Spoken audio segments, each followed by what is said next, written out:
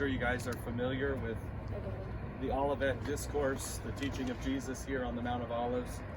It starts in Matthew chapter 24.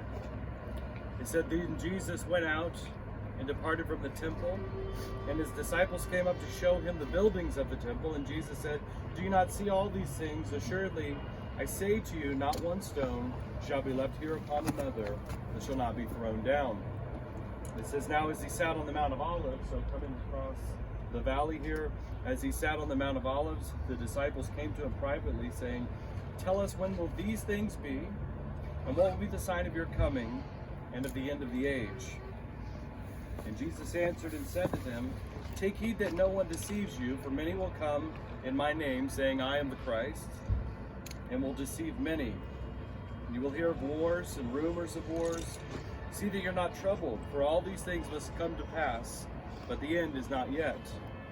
For nation will rise against nation, kingdom against kingdom, and there will be famines, pestilences, and earthquakes in various places.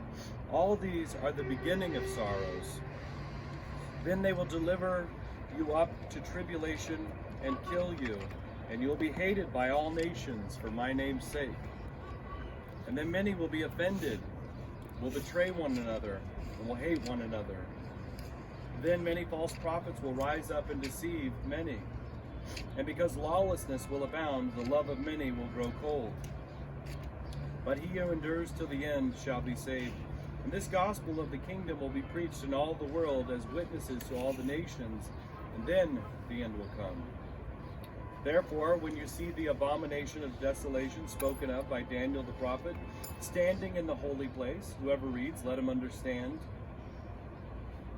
Then let those who are in Judea flee to the mountains. Let him who's on the housetop not go down or take anything out of his house. And let him who is in the field not go back and get his clothes. But woe to those who are pregnant and those who are nursing babies in those days. And pray that your flight may not be in winter or on the Sabbath. For then there will be great tribulation, such as not been seen since the beginning of the world until this time, no, nor ever shall be. And unless those days were shortened, no flesh would be saved. But for the elect's sake, those days will be shortened. Then if anyone says to you, 'Look, here is the Christ,' or 'There,' do not believe it. For false Christs and false prophets will rise and show great signs and wonders to deceive, if possible, even the elect. See, I've told you beforehand. Therefore, if they say to you, 'Look, he's in the desert,' right? Do not go out. Or 'Look, he's in the inner rooms.' Do not believe it. For as lightning comes from the east and flashes to the west, so also will the coming of the Son of Man be. For wherever the carcass is, there the eagles will be gathered together. And it says, immediately after the tribulation of those days, the sun will be darkened, and the moon will not give its light, and the stars will fall from heaven, and the powers of heavens will be shaken. Then the sign of the Son of Man will appear in heaven. Then all the tribes of the earth will mourn, and will see the Son of Man coming on the clouds of heaven with power and great glory. And he will send his angels with the great sound of a trumpet, and they will gather together his elect from the four winds, from one end of heaven to the other. Now learn this parable from the fig tree. When its branch has already become tender and puts forth its leaves, you shall know that summer is near. So you also, when you see all these things, know that it is near at the doors. Assuredly, I say to you, this generation will by no means pass away till these things take place. Heaven and earth will pass away, but my words will by no means pass away. But of that day or hour no one knows, not even the angels of heaven, but my Father only. And as the days of Noah were, so also will be the coming of the Son of Man. For as in the days before the flood, they were eating and drinking, marrying and giving in marriage, until the day that Noah entered the ark, and did not know until the flood came and took them all away, so also will be the coming of the Son of Man. Then 2 men will be in the field, one will be taken, the other left. 2 men will be grinding at the mill, and one will be taken and the other left. Watch therefore, for you do not know what hour your Lord is coming. But behold, but know this, that if the master of the house had known what hour the thief would come, he would have watched and not allowed his house to be broken into. Therefore, you also are to be ready, for the Son of Man, he is coming at an hour you do not expect. Who then is a faithful and wise servant, whom his master made ruler over his household, to give them food in due season? Blessed is that servant whom his master, when he comes, will find so doing. Assuredly I say to you that he will make him ruler over all his goods. But if that evil servant says in his heart, my master is delaying his coming, and begins to beat his fellow servants, and to eat and drink with the drunkards, the master of that servant will come on a day when he is not looking for him, and an hour that he is not aware of, and will cut him in two, and appoint him his portion with the hypocrites. There shall be weeping and gnashing of teeth. And he goes on into chapter 25, and he gives the parable of the wise and foolish virgins, those that were prepared, those that were not prepared. He then goes into the parable of the talents. He comes on into the judging of the nations in verse 31 of chapter 25. It says, when the Son of Man comes in his glory, and all the holy angels with him, he will sit on his throne of his glory. All the nations will be gathered before him, and he will separate them one from another, as a shepherd divides his sheep from the goats. And he will set the sheep on his right hand and the goats on his left. Then the king shall say to those on his right hand, come, you blessed of my Father, inherit the kingdom prepared for you from the foundation of the world. For I was hungry, and you gave me food. I was thirsty, and you gave me drink. I was a stranger, and you took me in. I was naked, and you clothed me, and I was sick, and you visited me. I was in prison, and you came to me. Then the righteous will answer him, saying, Lord, when did we see you hungry and feed you, or thirsty and give you drink? When did we see you as a stranger and take you in, or naked and clothe you? And when did we see you sick or in prison and come to you? And the king will answer and say to them, assuredly I say to you, inasmuch as you did it to one of the least of my brethren, you did it to me.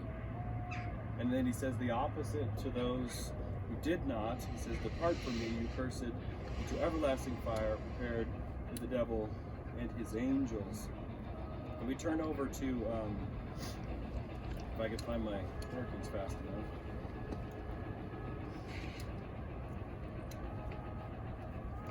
Maybe I didn't mark it.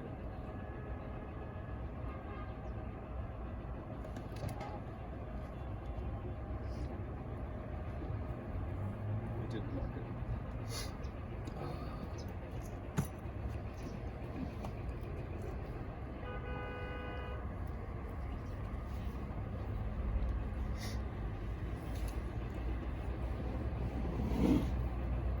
We have the same area here in Matthew chapter 23 before he gave that sermon, and Jesus weeping over the city of Jerusalem. Of course, I put my Bible down. I don't have enough hands, so that's why I have a pulpit back up. Matthew 23, verse 37. 39 says, O Jerusalem, Jerusalem, the one who kills the prophets and stones those who are sent to her. How often I wanted to gather your children together as a hen gathers her chicks under her wings, but you were not willing. See, your house has left you desolate. For I say to you, you shall see me no more, till you say, blessed is he who comes in the name of the Lord. And the picture of a hen and her chicks, it tells us something about what Jesus wanted to do for his people, what he wanted to do for the nation of Israel. I have a list here of things that, are represented in that idea. He wanted to make them safe, like a mother hen tends for the chicks, and he wanted to make them happy, comfortable, to bring them into fellowship. He wanted to make them part of a blessed community, something even bigger than themselves as a community. He wanted them to grow, to be strong instead of desolate. Desolate was not what Jesus had desired for his people. It is not what God wanted for Israel. He wanted them to know his love, to have that restored fellowship. And that could only happen if he came to them when he called them. And we know, of course, that he was rejected. Right? Chris read Isaiah 53 yesterday, speaking about that rejection.